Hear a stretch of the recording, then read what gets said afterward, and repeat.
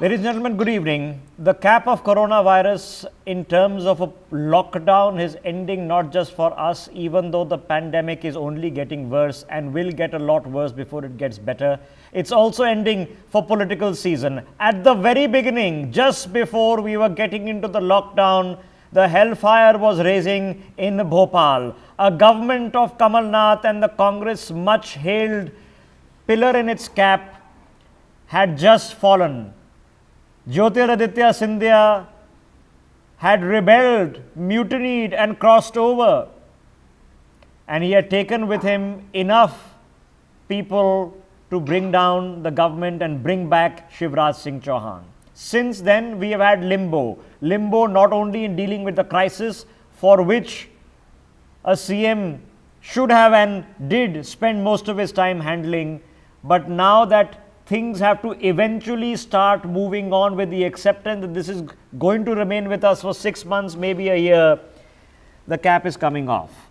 The first priority for Shivraj Singh Chauhan is to find out all the commitments that were made to people who are rebels, including the people who are hoping to be inducted into his cabinet after he was back, to get that sorted out. Today, the Chief Minister met with the governor. Yesterday, in an interview to me here on NewsX, he said that the cabinet is definitely going to be expanded. We are expecting him to do it anytime soon. We are also expecting bypolls to be held. Now, the dates of the bypolls are likely to be delayed. They won't happen tomorrow or next week. Shivraj Singh tells us that he'll let the Election Commission make the call on that, but he is ready. It is going to be the first test of Shivraj and Scindia working together. If they make it, they retain the government. If they break it, it's back to square one in Madhya Pradesh. How is it going to pan out? Let's have that conversation. Joining me on the broadcast, I have with me right now Priya Sehgal, Senior Executive Editor of NewsX. Sumit Peer is joining us, political analyst. Mamta Kale of the BJP also joining us in just a bit. And Richard George from the Congress will be joining us in just a second as well. Let me take the opportunity to quickly rope in Priya. Priya, fundamental basic question. Have the 2 months of the lockdown really taught us anything, that whether Shivraj and Scindia can get along? Well, the 2 months of lockdown was spent with Shivraj Singh in Madhya Pradesh and Scindia in Delhi, but coordinating events mostly in Gwalior. In fact, Gwalior is very important because the Gwalior Chambal belt is where that by-election that we spoke about, 16 of the 22 seats that are going for by-elections are going to be from that belt. So it is a crucial area for Scindia. That's supposed to be Scindia's stronghold, but if you recall, that's also an area where he lost his Lok Sabha seat from while in the Congress. So he needs to prove his own credentials in that belt pretty well. Will Shivraj Singh Chauhan take Scindia with him, or will it be like a Kamal Nath type of situation? I have a feeling that Scindia is going to be facing the same problem again, because Shivraj Singh Chauhan, though he's welcomed him, has been also very cautious about him. He's also had a dig at him, Gautam Maharaj. Because the whole campaign has been always, they've been campaigning against Scindia, calling him Maharaj. Now suddenly he's one of their own, and then he's going to take Shivraj Singh Chauhan a while to speed ground, because he's going to be very clear that Scindia may have ambitions, but so far he's concerned, Shivraj Singh Chauhan is still number one. So that balancing act is going to be very interesting to watch, particularly in those by-elections, because Scindia supporters are already saying that Scindia should be the face. But this is exactly what got Kamal Nath so riled. So are Scindia supporters going to make the same mistake? And will Shivraj Singh Chauhan, more importantly, speed ground? No, but in this situation, Sumit Peer, Yeah. Jyotiraditya Scindia, who would be perfectly happy to carry on and get what he's expecting to get perhaps in Delhi, maybe a cabinet berth in his own right. Why would a Jyotiraditya Scindia want to ruffle the waters with Shivraj at a time when the government's return is not a certainty? Because Jyoti will be having to deal with people from his own team and party who recently rebelled against him and defeated him in Lok Sabha elections.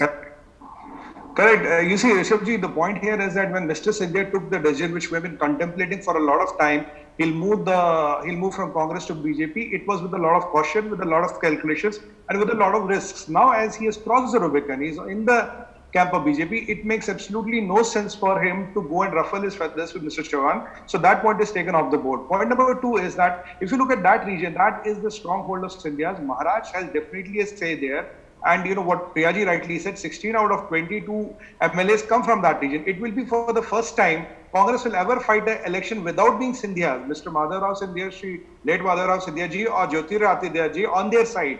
So even if they back out, for Congress to pull it off without Scindia supporting them will be next to impossible.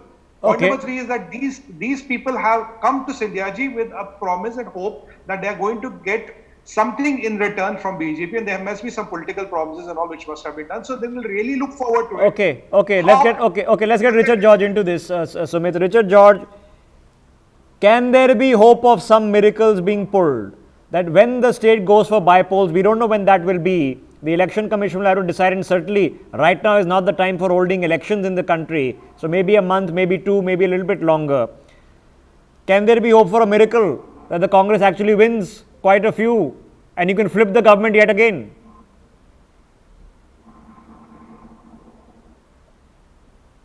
Mr. George, if you can hear me, Richard George, if you can hear me, sir. Okay, I'm going to draw the assumption that he can't hear me. So I'm going to request my producers to get that audio check with him more carefully sorted out before we get him back into the telecast. Priya Sehgal, can there be hope? Kamal Nath would be, his mouth would be watering on the notion. Like Kamal Nath has already told Sonia Gandhi and Rahul that these bypolls are going to be working in the party's favor. He's been camped in Bhopal. He hasn't moved out of his CM house. That's courtesy that Shivraj Chauhan extended to him because of the COVID crisis. But Kamal Nath has really been working hard and trying to, because for him it's also personal do or die. It's not just for the Congress. Kamal Nath knows at this point in life, if he doesn't win back the CMship, he is going to then be left at the mercy of Delhi, and in a Rahul Congress, that is a pretty shaky ground for him. So he is going to definitely try his best. But as Sumit said, this is the first time that the Chambal region will be without a Scindia. Has Scindia's name worked very well in the Chambal region is also a big question. He has managed to get a chunk of MLAs across, but at the end of the day, he couldn't save his own MP seat. Let's not forget that also. So this will be a good testing ground, a reality check for the Congress. But Priya, how much of this is every man for himself? Because these people who've just taken one risk can't take another political risk. They also desperately need to win to hold on to their posts and to hold on to their mantralayas. They are going to be equally desperate. It is going to be a desperate fight on all sides. Absolutely. As many as 6 sitting ministers which have left and joined the BJP with Scindia, they will at least want their seats back, out of which I think 2 have been accommodated in the first reshuffle, but in the first expansion. But now Shivraj Singh Chauhan has to get at least 4 more in. At least all those 6 have to be back to status quo as far as those entities are concerned, and that's also what they had been promised. Okay, Sumit, how much of this has a bearing on national politics? Is this the test case scenario that if the bypolls are called, a big face who flipped over to the BJP gets a cabinet berth, gets his loyalists in plum positions, and it works, and the people vote these people back in? What message is that to other people within the Congress party? I think, Rishabh, the message is quite clear. If touchwood this all works, which I think it should, because everybody has done this calculation, and Mr. Scindia I have been always saying that it is for him now or never. If he doesn't change the side within Congress, there's not a lot of scope left for him. So if he does that, you are giving out a model that if the young leaders from Congress, so the message will go to Rajasthan, the message can even go to Maharashtra. Look, this kind of model is working. You go to a party wherein it is a cadre-based party wherein a dynasty doesn't control everything, and if you are able to deliver, you might. But Sumit, what if it fails? What if they fail? They only have to lose an X number of seats. If they lose half the seats, it was all for nothing. It will be a catatonic failure. It won't be that, Rishabh, because it's also the question of existence or political existence of Mr. Scindia and all his 22 people, because 22 people is a hell lot of a number. And where, you see, Rishabh, this Chambal. No, but Sumit, there's an X factor. No, in between, we've seen an unbelievable pandemic in which people's lives are suffering, their health is suffering. And no matter what great effort Shivraj Singh Chauhan may have done in Madhya Pradesh, there are certain realities, and if people are going to want to blame someone, they can't blame the virus, and this is going to be a big onion for Shivraj ji to sort out. Correct. I think, Rishabh, the point is Mr. Chauhan on record said that the recovery is 63%. The total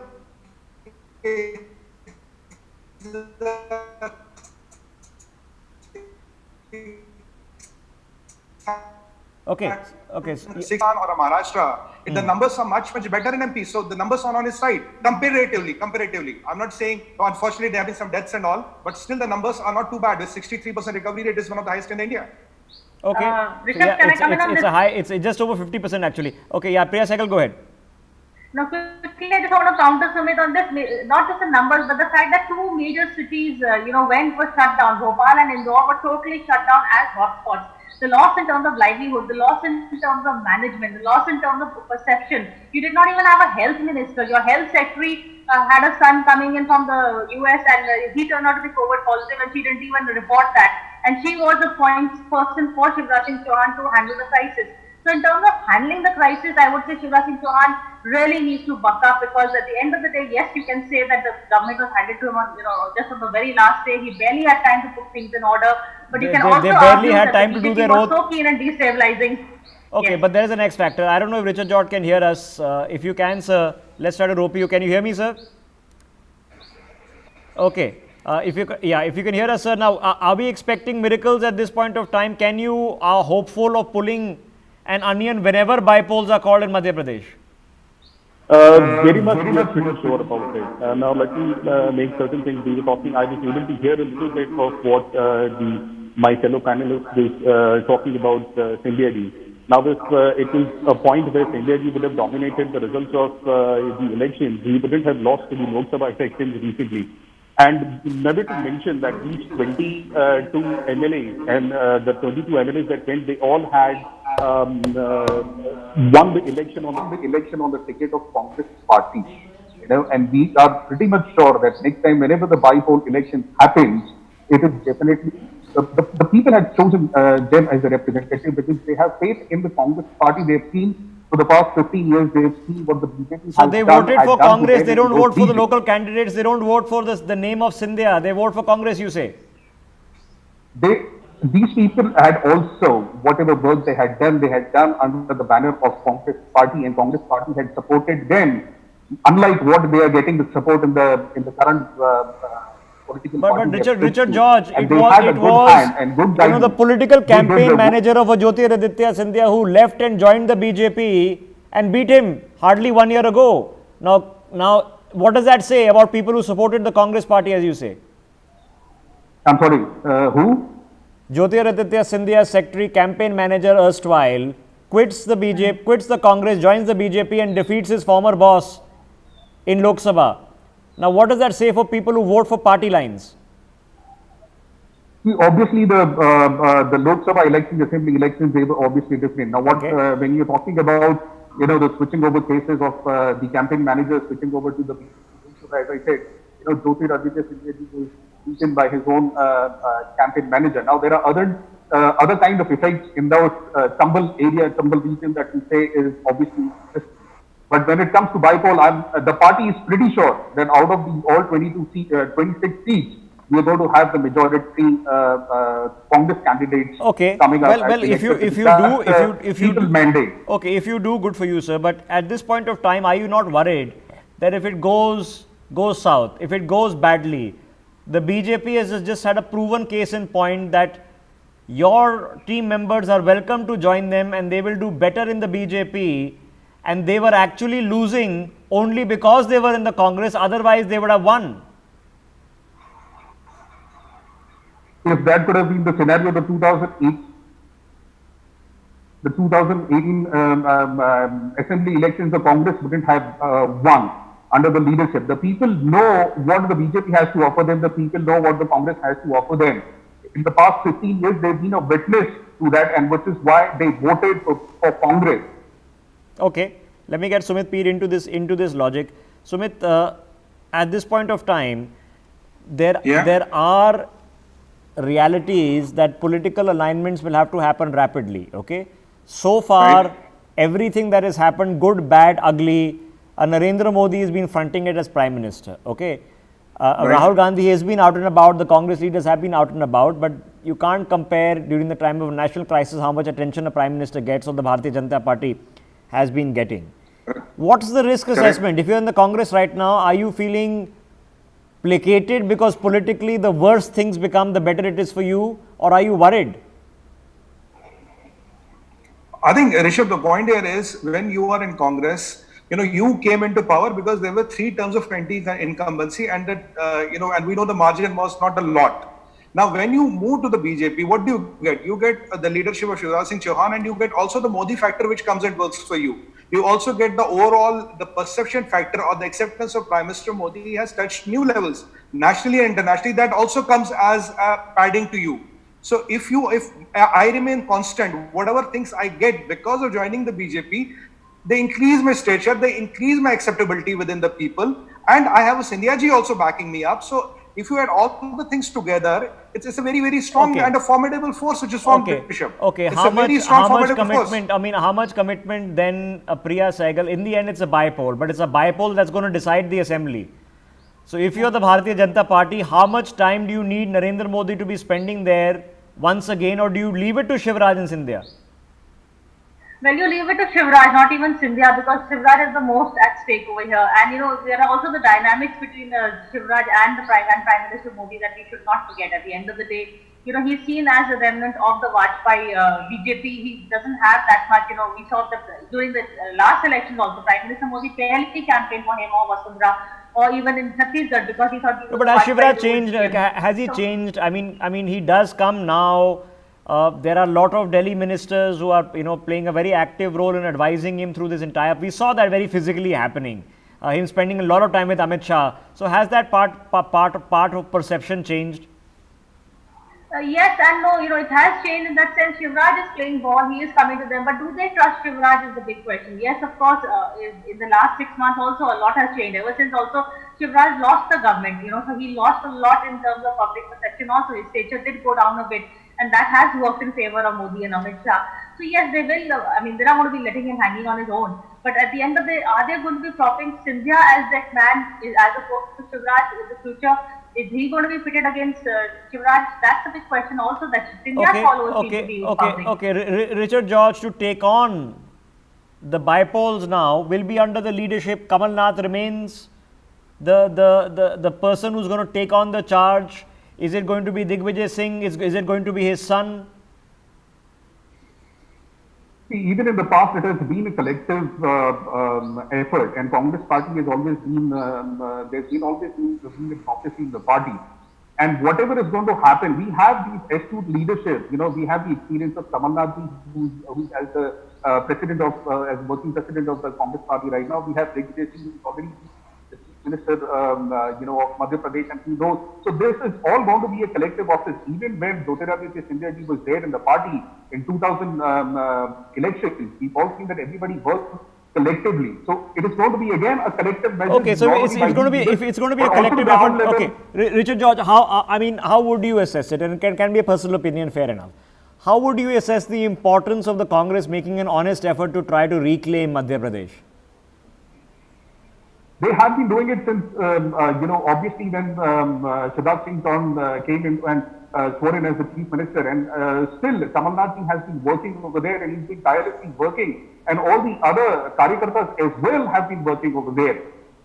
He's still connected with the people. He is still confident that once this the by-election happens, the truth is going to be there, it's going to serve, because it is not a mandate. Where does the party lie here? Does the party lie in the faith of Kamal Nath doing this on his own, or is there a role for the party command or a Rahul Gandhi or somebody else to play here? Everything, again, as I said, is going to be collective. Once whatever the decisions are going to be, we are working under the leadership of Rahul Gandhi ji, Sonia Gandhi ji, and obviously Kamal Nath ji. And whatever the leadership decisions are going to be made, obviously that is going to be considering every aspect. Okay, Priya, is it in some way, for the interim at least, beneficial for Kamal Nath that he doesn't have to worry about balancing things with Jyotiraditya Scindia, coming to Delhi and hold all those meetings? There is only one clear horse in the race. Yeah, that is true. In that sense, yes, of course, he's got Scindia off his back. But there's also that betrayal that he feels from Digvijay Singh. He's been briefing journalists off record during COVID, also telling them that Digvijay let him down. He's blaming Digvijay for misleading him on the number of MLAs that Scindia was supposed to walk away with, on the fact that Digvijay is the one who Chabi allowed him to take on Scindia because Digvijay wanted the road clear for his son, and various other reasons. So will now Digvijay give his wholehearted support to Kamal Nath? At the end of the day, Digvijay is playing his own gamble for his son. He wants to talk him up. So far, Digvijay Kamal Nath, there is no problem because there are two generations. Whereas Scindia and Jayawardhan were of the same generation. Kamal Nath and Jayawardhan are not of the same generation. Okay, so I think these two need to.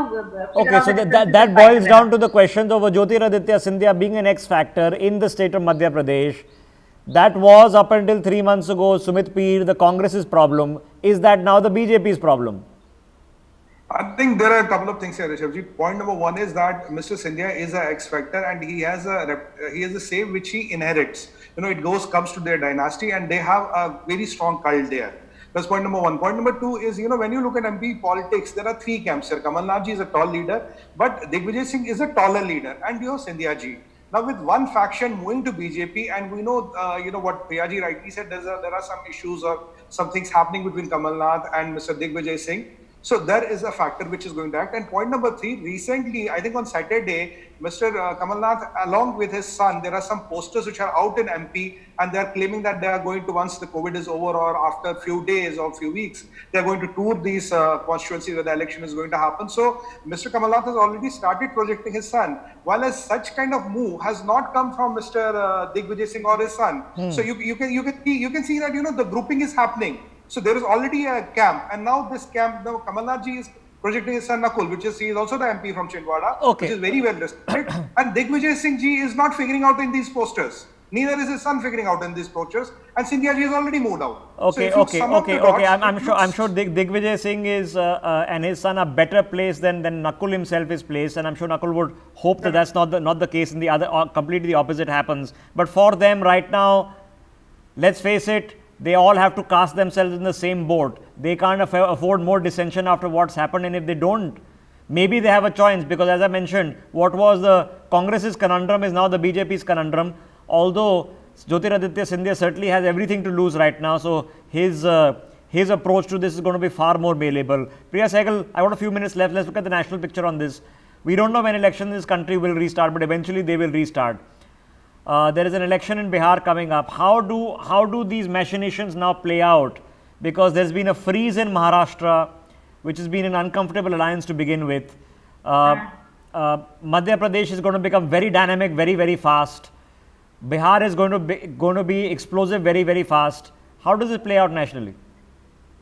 Well, nationally, it's all going to be played out with the, COVID in the background. You cannot now ignore COVID in the coming elections. So who will get the blame? Or, there is blame only. A crisis like this will only have a blame game. There's going to be very little solace to go around. So who will get the blame for the handling of it? Will it be Modi government? Will it be the state government? In the BJP states, will it be Shivraj Singh Chauhan? Or will it be Nitish Kumar, for instance? And BJP is going to be doing the calculations. If they manage to sweep Madhya Pradesh elections, they may use these bypolls as a test for Modi's popularity also. I won't even be surprised if the bypolls are held earlier and the Bihar elections and the other, shenanigans happen later in terms of toppling Maharashtra government or Rajasthan government. I think the Madhya Pradesh bypolls, as you said, are very crucial because they will be the test run for the BJP. Okay. Last couple of questions. Sumit Peer, the economy is going to be in trouble. The best case expectation is if we are lucky, we get 1% growth. Most likely, we're going to be in negative growth. Very badly, we'll probably be in -6, -7% growth. Okay, so you'll wipe out 1.5 years. So basically, everything that was achieved in Narendra Modi's second term, you've put back to square one. There is a pandemic which is continuing. It will get worse before it gets better. Does anybody in the BJP or will they face the brickbats for this? Politically, electorally. This is not a, Rishabh, fortunately or unfortunately, this is not a pandemic or a problem which is created by Modi, BJP, or it's only for India.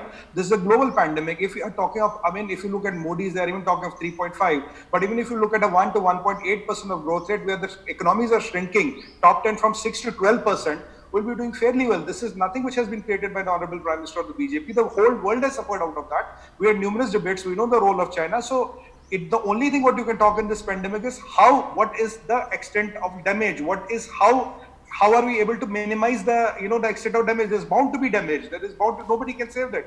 But even if you do 1.8% or 1.5%, you're doing fairly well.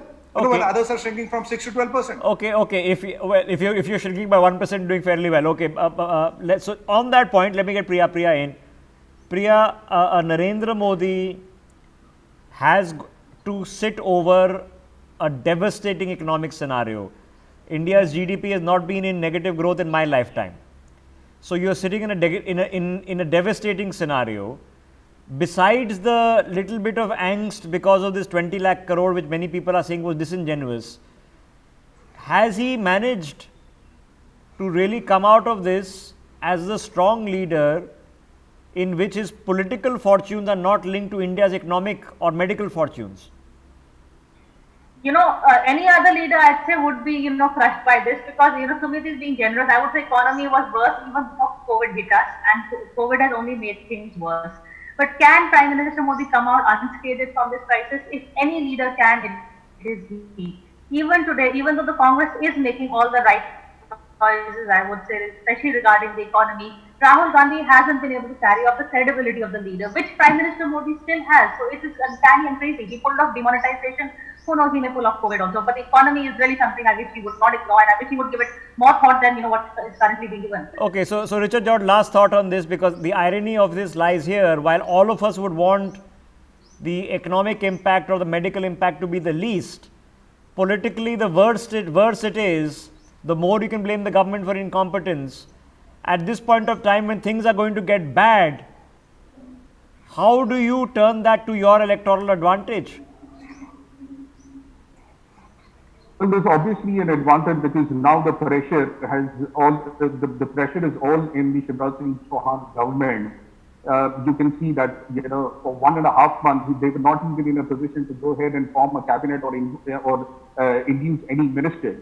So there's been a lot of pressure, and there's a lot of pressure yet again, and Shivraj Singh Chauhan had to go and meet the governor to discuss about the cabinet extensions as well.